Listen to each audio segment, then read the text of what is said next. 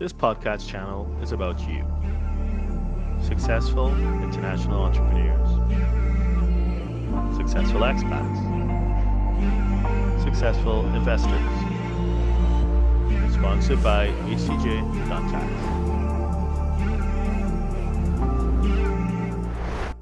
All right, guys, welcome back to Tax Free Living. I'm your host, Carlton Dennis, and today I have a very special guest with me. I have another tax strategist with me. I thought it would be important for you guys to hear another person's perspective and maybe even someone who's not in the United States. Today I have here with me Mr. Derren Joseph. Derren, introduce yourself. Hi, Carlton. Thank you very much. Appreciate it. My name is Derren Joseph. I have been in finance all my adult life. I'm 47 years old. I followed in my dad's footsteps, and he's done tax, domestic and international, his entire life as well. So, where am I based? Right now, I'm in Lisbon, Portugal, but for the past 7 years, I've been based in Singapore. COVID-19 issues means that it's kind of tricky for me to get back home, but so we have a small practice. There are just about 10 of us. We're within a larger practice called Moore's Rule in Asia Pacific. We have 30 offices in 11 countries. So as far north as Beijing and Tokyo, all the way down to Bali. And I sit in Singapore, which is a great hub.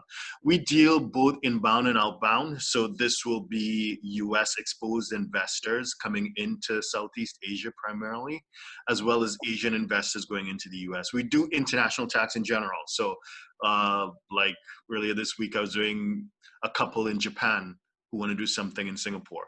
But our sweet spot really is US international tax. Great to be here. Nice.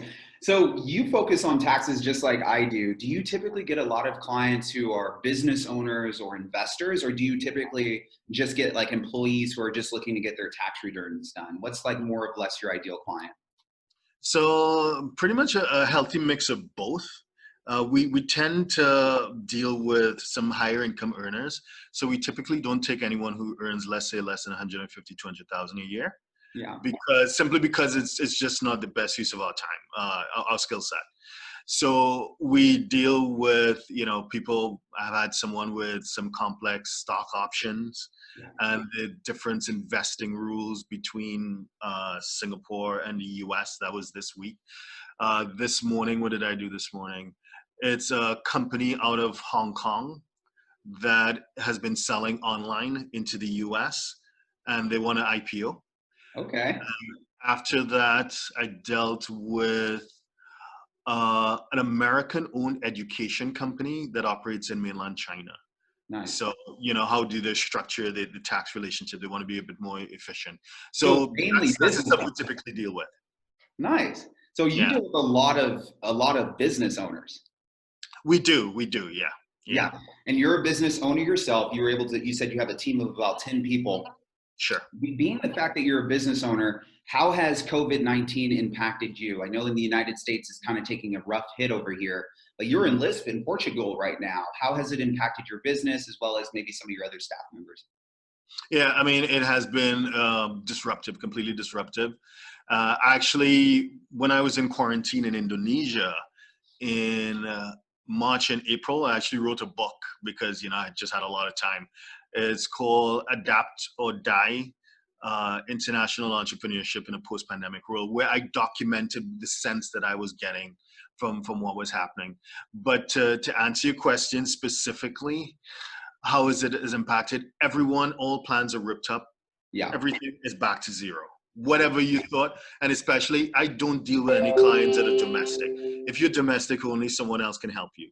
Right. So you have to be crossing borders. So for those that type of entrepreneur, that type of business owner, that type of expat, they have been disproportionately impacted, of course. So just to summarize it, everything is back to zero. My thesis has been that it hasn't created anything new. Yeah. What it has done, it's served as a catalyst. So it has accelerated pre-existing conditions. So just like the disease itself, it says to disproportionately impact people with comorbidities, other issues internally. Same with businesses. If your business was a bit rocky or it had some sort of challenge, that challenge has been blown wide open. Yeah, absolutely.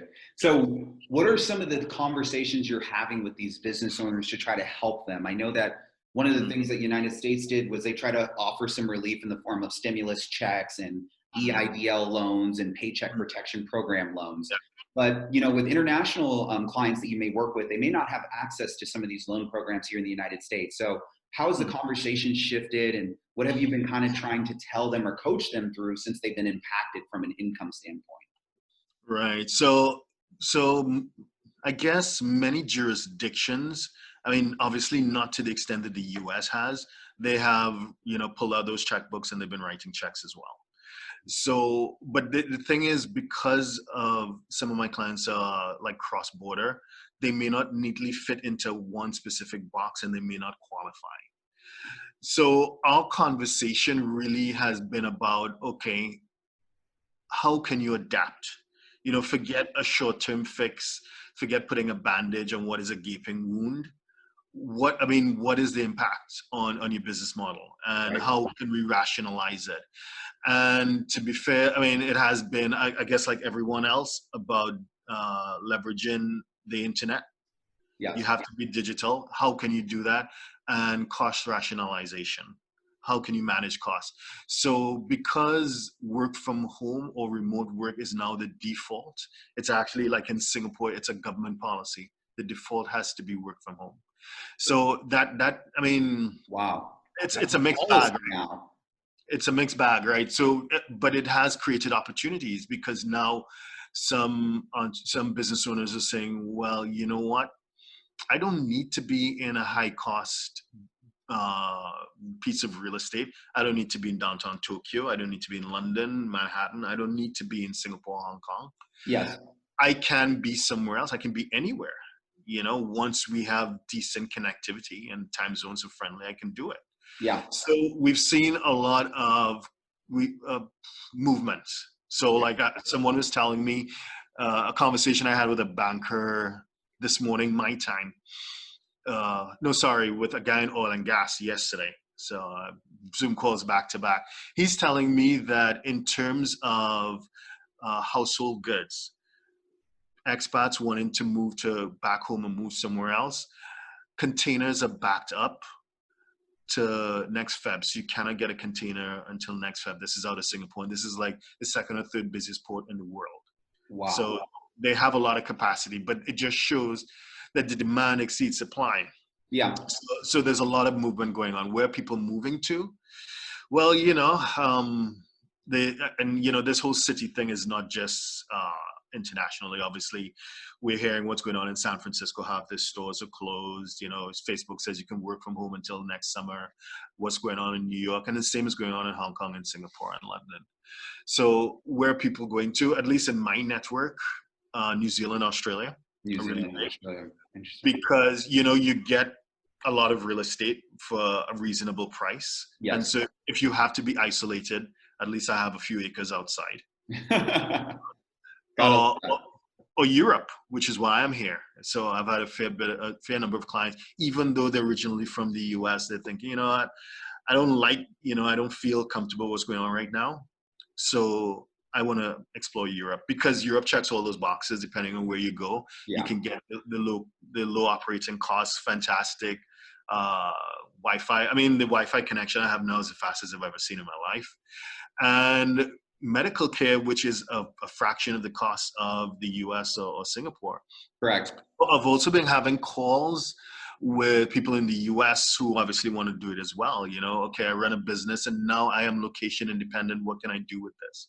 And so Mhm. we have conversations around like benefiting at least from, Section 911 foreign earned income exclusions. Yeah. So your first $150,000 is tax free. So why am I sitting in California, which is, it takes half my money? And Yeah. then they're talking about a wealth tax as well. Get Yeah. me out of here. So the same impetus, so the same motive that would have said, well, you know what, I'm going to move to Houston. Then, no, why am I moving to Houston? I could move to Bangkok. Yeah. I could move to Bali. I could move anywhere I like. Anywhere I have Wi-Fi, Exactly. There you right? go. Yeah, and I love that you brought up Adapt or Die, the book that you said that you wrote during the beginning stages of the pandemic, Mhm. because the conversation that our accounting firm was having with a lot of small business owners was to adapt, right? A Yeah. lot of business owners didn't realize that they could email their accountant and upload paperwork, right? It was new to Mhm. them to be able to do taxes Yeah. over the computer this year. But then Mhm. for those business owners, they also had to adapt their businesses. If you are a storefront, do you Mhm. have an online presence? Do you have products you can sell online? Can you transition your business model to maybe offer educational services? Mhm. Or we even saw some clients who were using some of their facilities to start creating hand sanitizer products that has completely exponentially grown their businesses. So I love that you brought up the word adapt, and it relates not only to business but to where you're living, right? I know that California, where we are, it's a very expensive state to live in, a very expensive company or country already. So I have a lot of my clients who are uprooting themselves out of California where they've lived here for so long and are looking at places like Dallas, Texas, and Fort Lauderdale, Florida, and Yeah. even out of country in places like Singapore. Sure. Sure. Yeah. Yeah. And then I guess you can take that a bit further, you know, okay, so I will work remotely, but so can my team. And okay, well, you know, let's take that idea further. I have a bunch of people doing, you know, analytical, back office, whatever. Do they have to be in the US? We have to pay like payroll taxes and everything like that. I mean, look at India, you know, there are a bunch of smart people in India, and English speaking people in the Philippines, in the Middle East. So, you know, why not? So the price that I would pay to get someone with, you know, a solid undergrad, you know, qualification, and they kind of know what they're talking about, I can pay half of that and get someone with an MBA and a qualified accountant. Yeah. So, you know, why not? I mean, to be fair, ever since I guess the late 80s into the 90s, Fortune 500 companies have been doing it. But it seemed a bit, you know, way out there. But Yeah. now suddenly is within reach for SMEs as well. Yeah. Anyone can do it. Anyone can do it. I believe in it. And Mhm. you know, you have to, like, we're just going to go back to that word. You kind of have to adapt. One of the biggest things that accounting firms deal with as overhead is payroll, right? Mhm. The biggest thing that can hold you back from scaling in an accounting firm is having to hire really good CPAs, and the really good CPAs come with really good price points, right? So if you can cut the cost by outsourcing to someone else who can get that work done at half, a third of the price, you're able to Mhm. scale your business and you're able to receive more capacity too.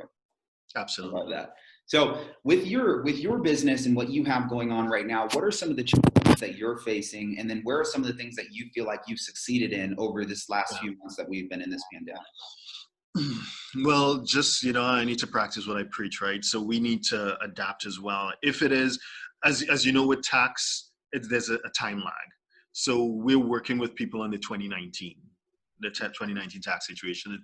The tax deadline has passed, so we're dealing with delinquents, you know, amnesty program, streamlined, you know, willfulness statements or whatever. But we know what's going to happen next year when we have to deal with 2020. Correct. Some of the clients will not be here, you know, they will not survive. So the question is, well, how do we adapt? And that's why I'm here in Europe. So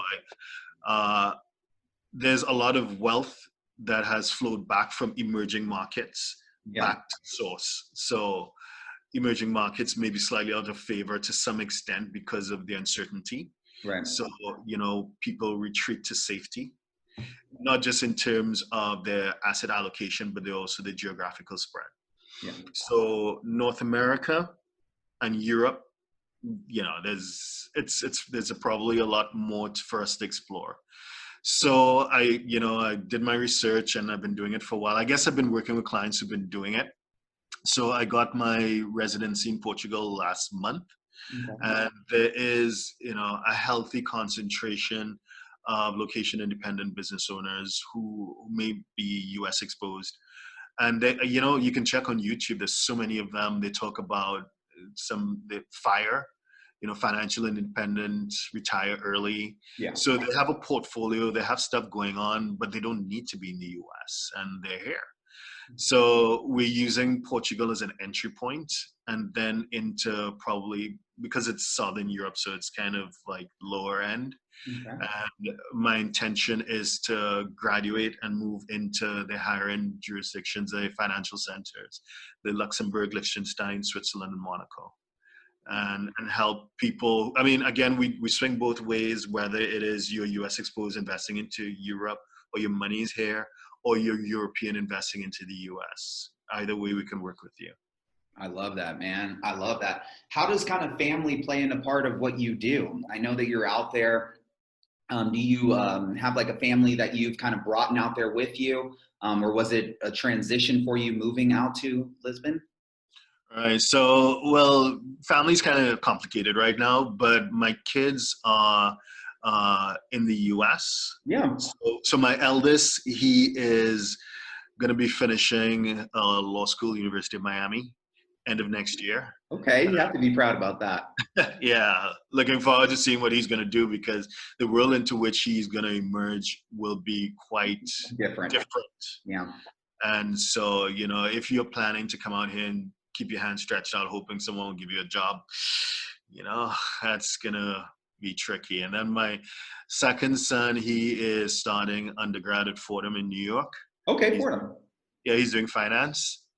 And I have two younger kids, but they're still in, they're not that old yet, so we don't have to worry about that. They're in North Miami Beach, so they're okay. And I guess it's always been a culture, a habit where I travel. I tell them it's kind of like, families who have a dad that's in the military. He Yeah. gets deployed, he does what he needs to do, and he returns to base Yeah. every once in a while and spend some time. So, I'm at war right now, Yeah. trying to make sure that we pivot in the right way. And clients, we have our first webinar at the end of next week, Okay. targeting Portugal. And we've been surprised at the uptake. When we checked this morning, there were like 85 RSVPs. So again, it shows the appetite for what we have to offer. Yeah. And so, yeah, we just take it from there. I love that. And I like that you said that it's like I'm at war right now, right? Many people who start out in business don't realize that starting a business is like going to war, Derren. You made a very good example there, because most people who are going into business are doing it for a bigger purpose than just themselves, right? It's more than just having an extra income. It's about creating a legacy and creating a vehicle that's may even be something you can pass off to your children. And so many people who are starting businesses may already have children, and you have to focus a lot on your business when you're getting it off the ground. I know that as a business owner, my mom was working as a W-2 employee, but she had her tax business on the side. So she was sacrificing a lot of time away from family in order to get that business off the ground. Can you kind of speak on how you kind of got your business to where it was, where some of the hurdles happened, and how did you kind of remain resilient to be where you're at today? That's a great point. I guess it's been like yourself, it's been in my blood, right? So I grew up seeing my dad at his desk at home. Even when he's not in the office, he's at home. He never switched off, right? So, there's this book, Robert Kiyosaki, I'm sure everyone's heard of it, Rich Dad, Poor Dad. So my neighbor, so like my best friend growing up, his dad was also a business owner. He ran an IT company. And again, he just was always on the go. So those two were my role models. So I knew what I was getting into. I did, my dad and I always had a sort of like a tricky relationship. Yeah. So I didn't want to work with him at first. And I went off and I was working I've always done finance, but in other industries. And then by my early to mid 30s, I came to him and I said, okay, I got as far as I could on my own. I'm at the top of my particular area of finance, which was pricing. I worked for a publicly traded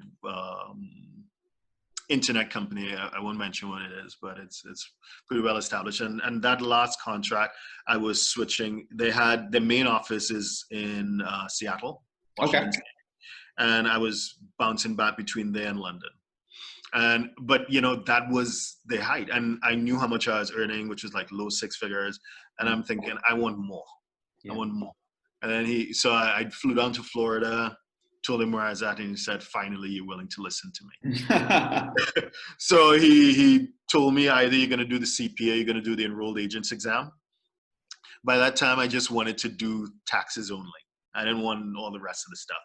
Right. Before I have 2 master's degrees in economics. I've done a UK, a British accounting qualification. I just wanted to learn US tax because I Yeah. think that's where the opportunity is. So I did it, and I haven't looked back. He focused when he was practicing. He focused on domestic issues, but I love, because of what I was doing professionally before. I love being on planes. I love working with people in different jurisdictions, Yeah. working on complex problems. So I was just really focused on the international piece.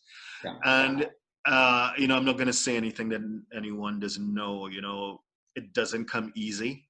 And I just giggle when I look at the nonsense on Instagram and on social media where people flexing for the gram and showing pools and cars and they're making it look so easy.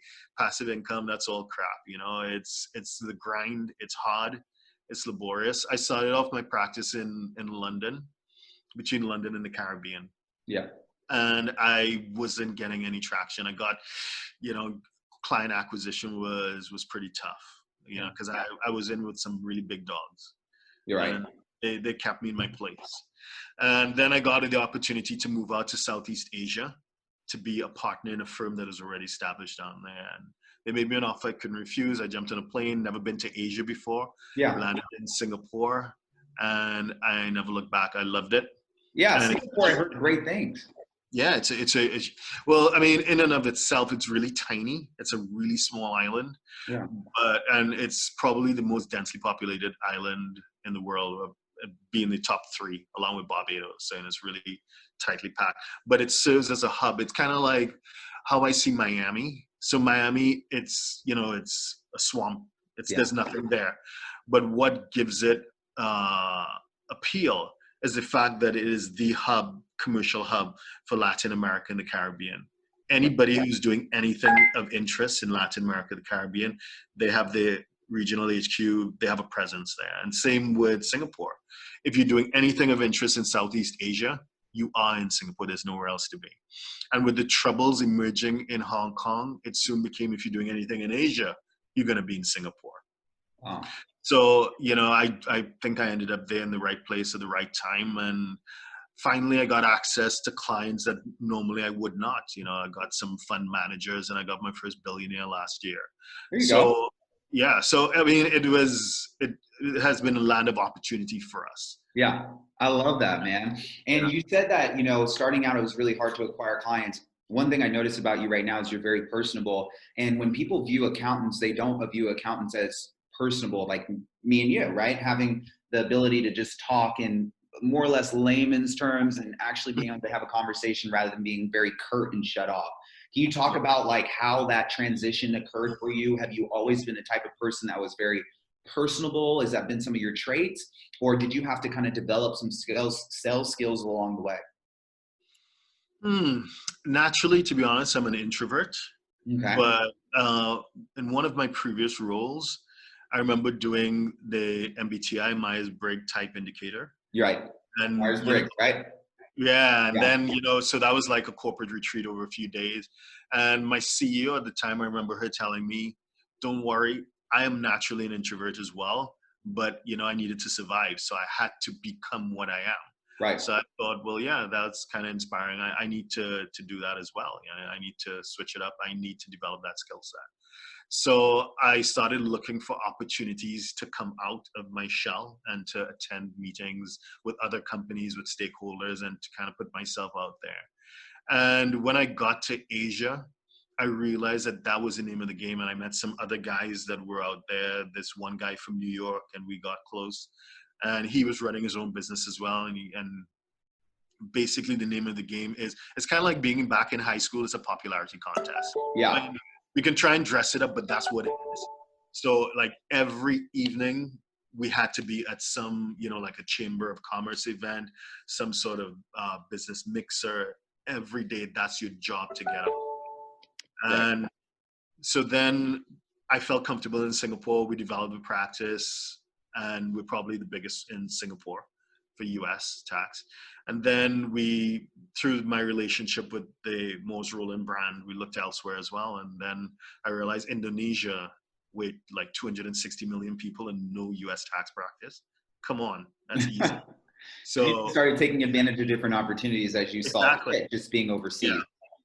Yeah. So, so it's a combination of recognizing what was needed and developing it within ourselves. And then it's pure luck. I mean, I moved from London where like at every corner there was another US tax shop to somewhere Well, like I don't think it was pure Indonesia. luck.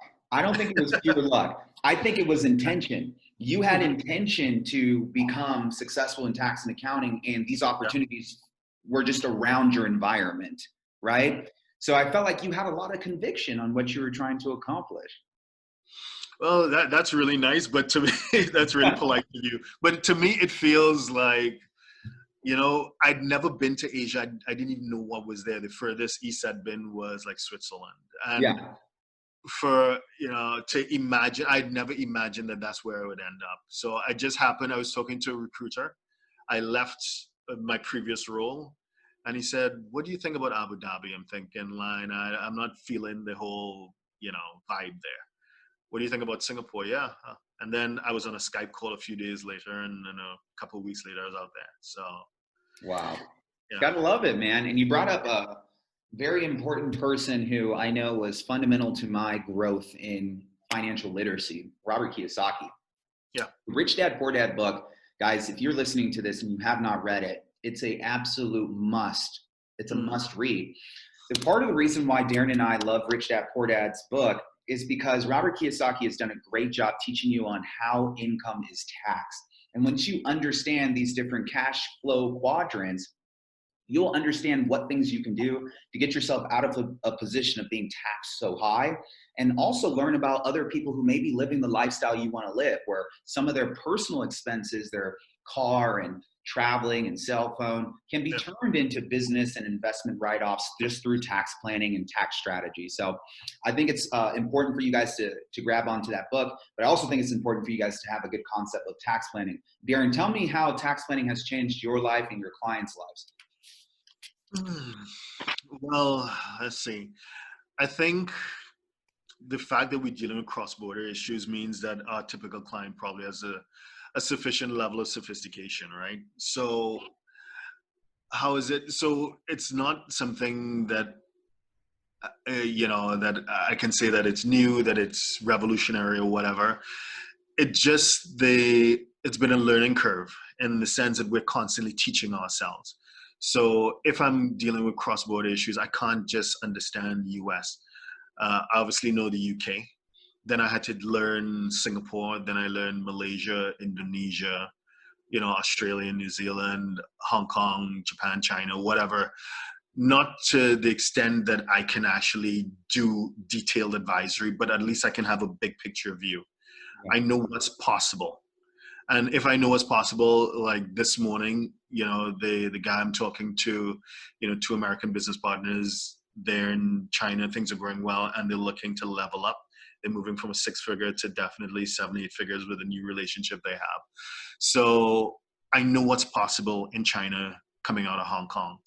So I had that initial conversation, and when he's ready to go a little bit further with me, then I rope in my counterpart from Hong Kong, and then we could tag team it together.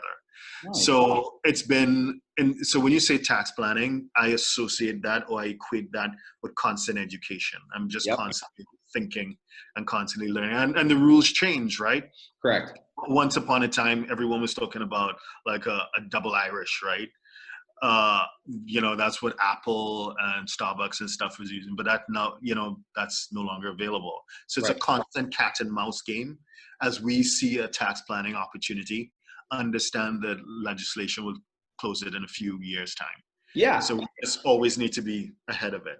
I love that you said education. I love that you said it's constant education, because tax planning is constant education. It's not simply telling your tax person one part of your life that you have right in that particular year.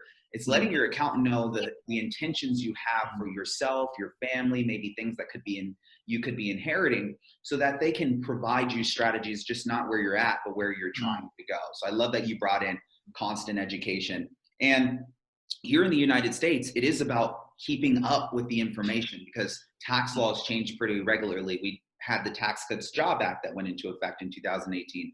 So a lot of business owners who were operating as S corporations decided to switch over to C corporations because the corporate tax rate dropped from 35% to 21%. So keeping yourself educated and also having a tax strategist allows you to stay ahead of the game. Absolutely. Well, Derren, I've enjoyed having this discussion with you. Is there one last message that you want to give my followers, or maybe a message that you want to give other accountants out there? I think don't be afraid to think out of the box. And the same thing I tell clients, I tell other practitioners as well. There's a world beyond the United States.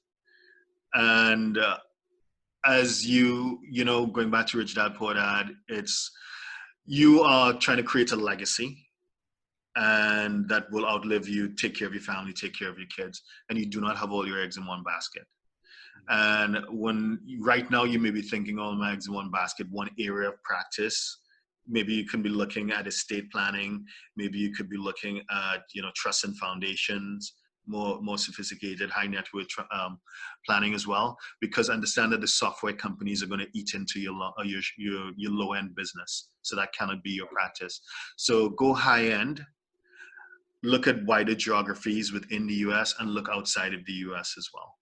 There's a big world out here. That's it. I love that. And you're pretty much telling people, don't restrict your thinking. Yeah. Don't restrict your thinking. And you've got me kind of on the idea of looking outside the United States. I love that you deal with international tax law. How can some of my clients get a hold of you, or how can people get a hold of you who are looking to follow you and learn more about you? I'm most active on LinkedIn. So my name is Derren Joseph with an E, so it's spelled funny, D-E-R-R-E-N, Joseph. Please connect with me on LinkedIn, and my website is htj.tax. Love it. And then your book, has it been released yet, The Adapt or Die? Yeah, I've actually just finished my third book. So The Adapt or Die was published, I think, on my birthday. I published it on my birthday, specifically May 1st. Okay. For vanity reasons. So at the beginning of August, I published my third book, which was Essential Estate Planning for American Expats. I love it, man. And so we can get access to these books through Amazon online? Everything is on Amazon. Yeah. You got it. Well, I appreciate your time today, Derren. It's been a pleasure. Guys, welcome back to Tax Free Living, and we look forward to seeing you on the next show. Take care. Yeah. Please subscribe, like, share, and comment below. Our books and upcoming event are available at htj.tax. Email us at help@htj.tax to engage us, to advise on international tax or business matters.